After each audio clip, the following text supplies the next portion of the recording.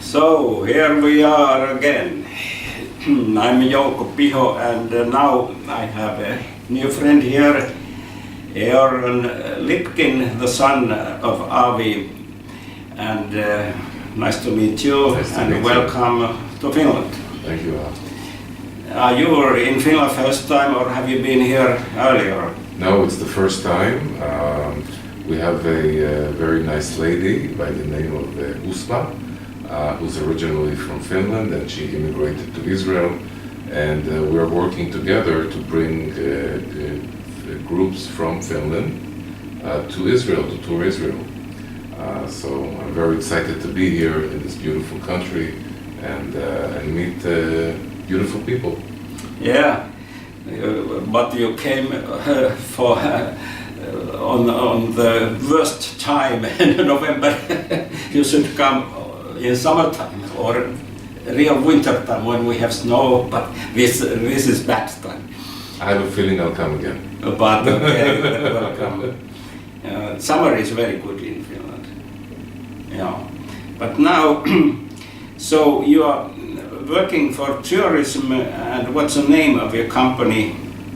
My company's name is Lipkin Tours, after the name of our family, Lipkin. Yeah.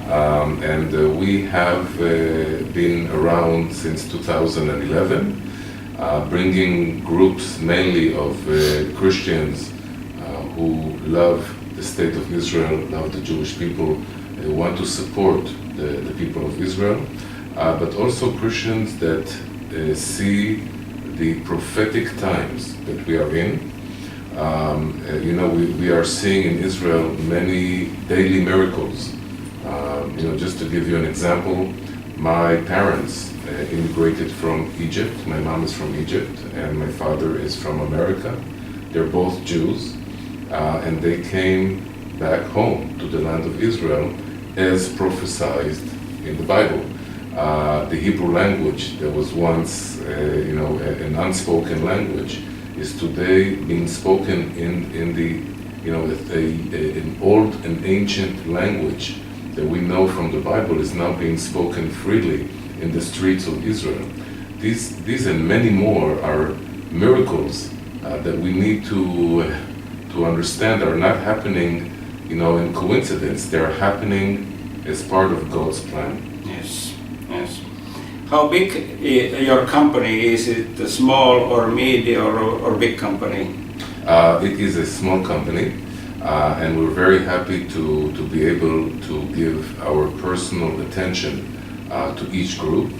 Sometimes when you become a big company, you tend to lose your personal connection with your clients. Yeah. And I'm really happy to say that Lipkin Tours has created a community, a family of clients that feel that they receive a personal attention when they are in Israel.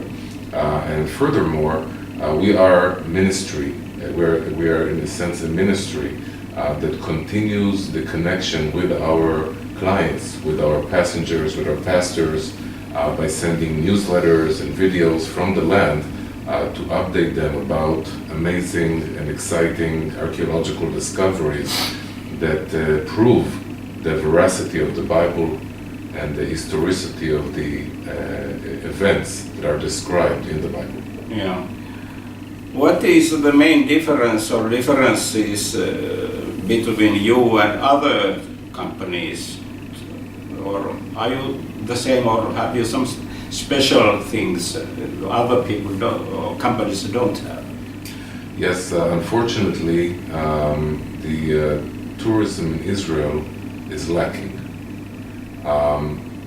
Israel is a biblical superpower. Israel is not only a high-tech power, security and defense superpower, but we are mostly known for being the land of the Bible. And unfortunately, when a tourist who is interested in the Bible, in learning the Bible, in visiting the biblical sites, when they come to Israel, they don't visit the biblical heartland, where all the stories that are mentioned in the Hebrew scriptures happened. They visit the Galilee, which is very important in the New Testament. They visit Jerusalem, which is also very important in the Old Testament and the New Testament. But they do not visit Hebron, Shiloh, Bethel, Mount Gerizim, Mount Ebal, where all the stories, the important stories, where 95% of the Hebrew scriptures of the Old Testament, that's where it happened. They do not visit these sites. And my tour agency said enough is enough. It's time to bring the Christian tourists, the Jewish tourists, to the biblical heartland, to visit those places. That's great, because I've got the same also on my heart. When I was last time in Israel this spring this year, I visited Shiloh and Bethel, and I've been earlier in Hebron and Bethlehem and so on.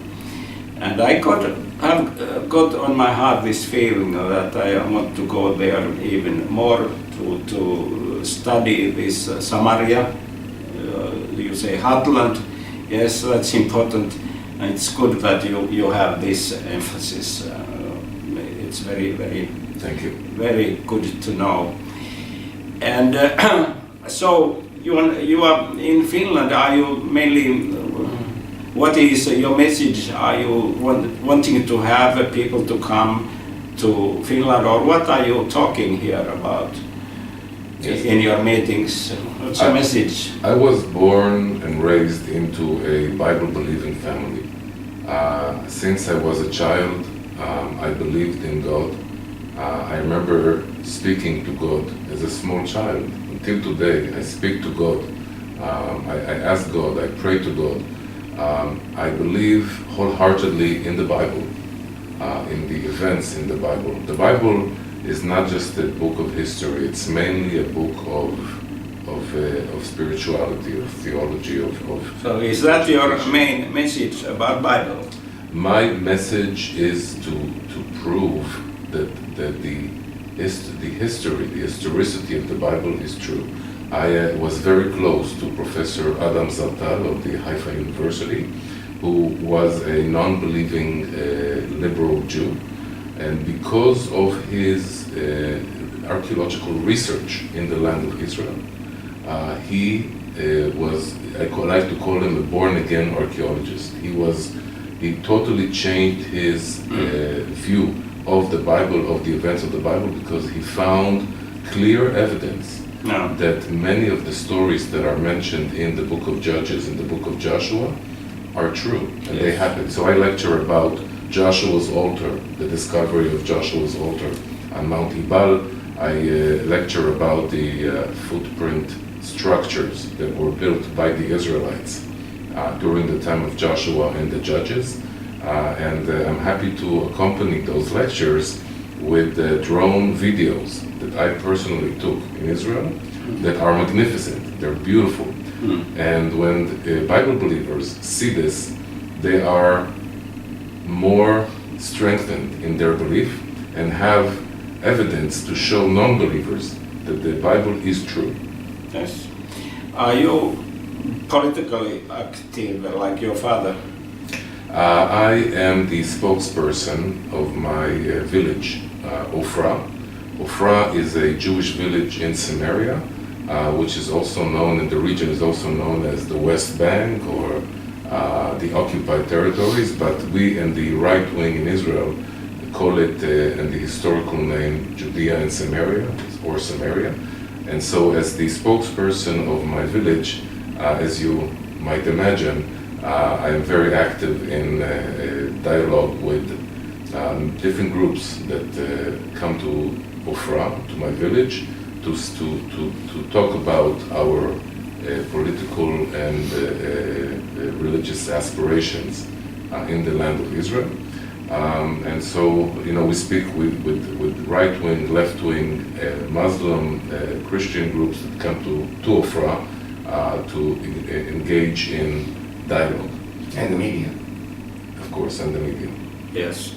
Okay. When you mentioned the word occupy and occupation, I remember I was first time in Israel 1981. I have been 5 times in Israel so far. And then our guide said that they speak about occupation, but it's not the correct word, because Israel has not occupied anything but liberated this land. And I have said later on that it's impossible for Jews to occupy anything, because you cannot occupy what you own. Correct. It's your own, your ownership. And you just take it what is yours. Correct. And no occupation. And my village is on the slopes of a mountain, a very important mountain, the highest mountain in Samaria.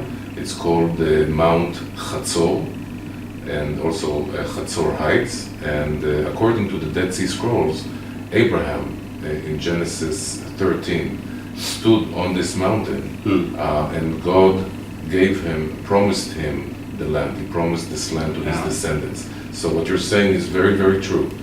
We did not conquer any place or occupy any place. We came back home according to what is said in the Bible, in the prophecies. It's so clear that it's eternal heritage. Exactly. And it's very sad that we have in Christendom this heresy, replacement theology, which is totally wrong.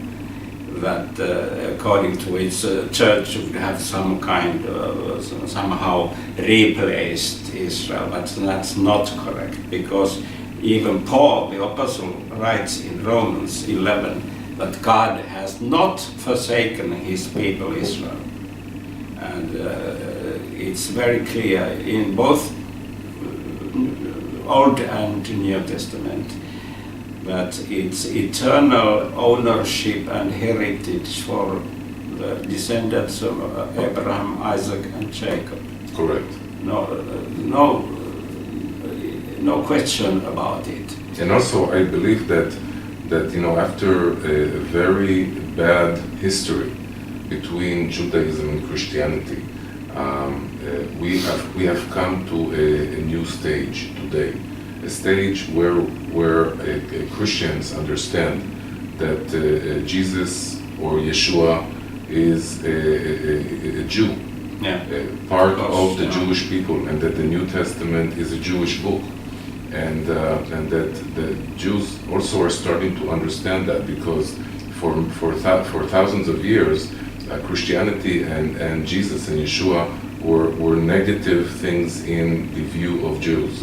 And today, because Jews came back to the land, because we feel secure in our faith, in our Bible, in our nationality, we review Christianity and Yeshua, Jesus, and we understand that they are good. Yeah. And that we should combine hands together and cooperate to save the world, because when you see today the world, you see a rise in atheism. You see the family structure being dismantled and crumbled. The divorce rate is high. The birth rate is low.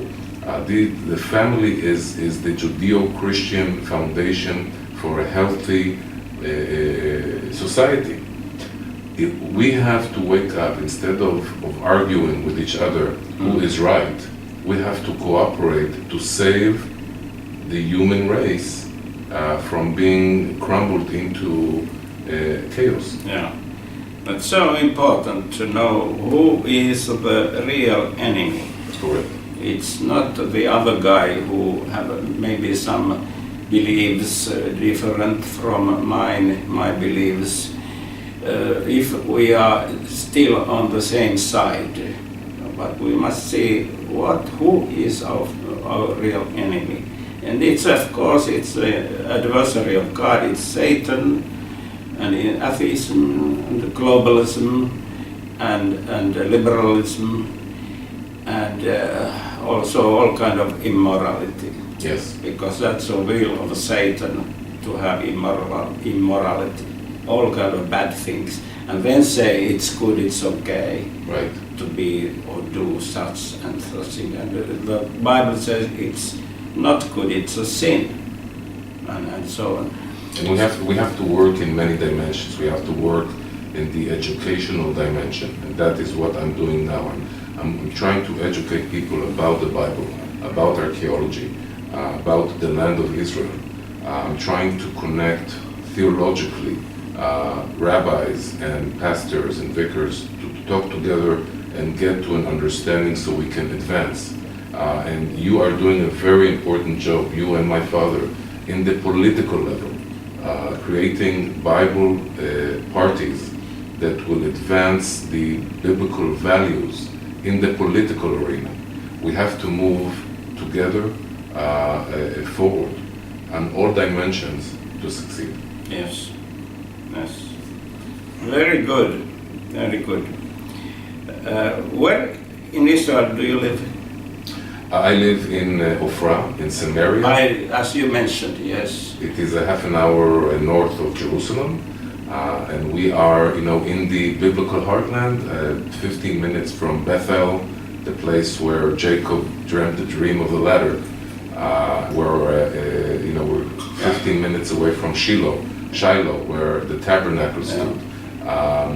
North of Jerusalem, we are so many biblical stories happen around us. I invite you to come to Ofra, to my village, next time you come to Israel. Yeah. I will show you the historical... I would like to come again, and in fact I had plans to come to Israel this next month, December, but then I started a party. And my plans are now a little bit different because I have much work to do. But I hope that I can come next time, maybe within a year. Let's see what happens. Bring a group. Let's see, because maybe that's not possible because I'm doing books. I have already written 3 books, and that means I must have liberty to go wherever and meet people and places according to my own plans, and to make my 4th Israel book, because there are still some places I haven't yet written about. Israel is so rich, as you know better than me, in every aspect, what you can see there historically, and also nature, and Jewish festivals and people who live there, and also modern day Israel. I am describing all kind of things, if they have some kind of contact with Israel.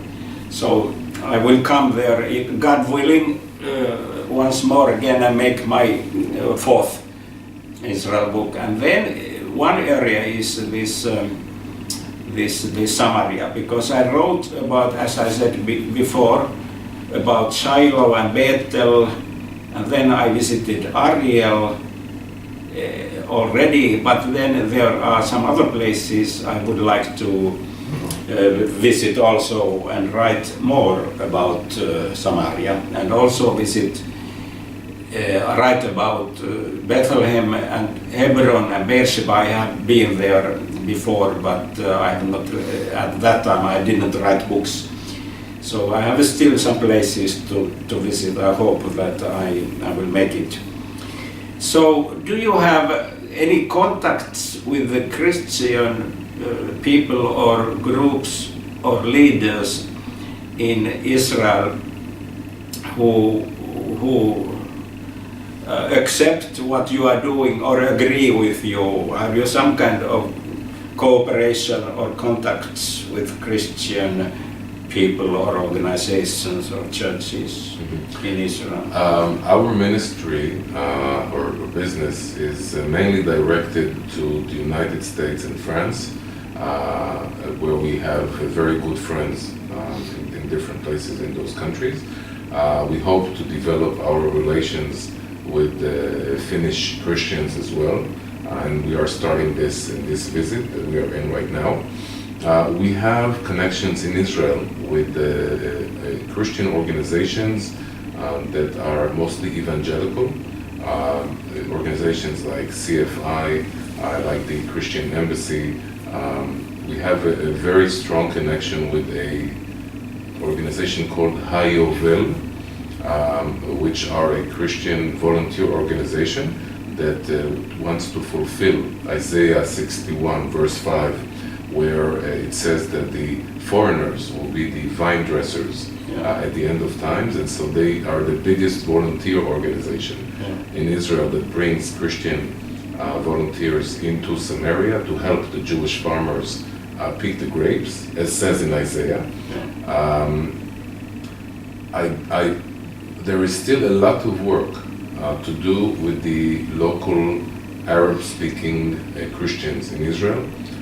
In Judea and Samaria, unfortunately, the Christians are under a dictatorship Islamic dictatorship of the Palestinian Authority and Hamas, and they are very fearful of cooperating with Jews. The Christians in Israel, under Israeli government, are starting to become very pro-Israel, very pro-Jewish. They understand that their allies are not the Muslims.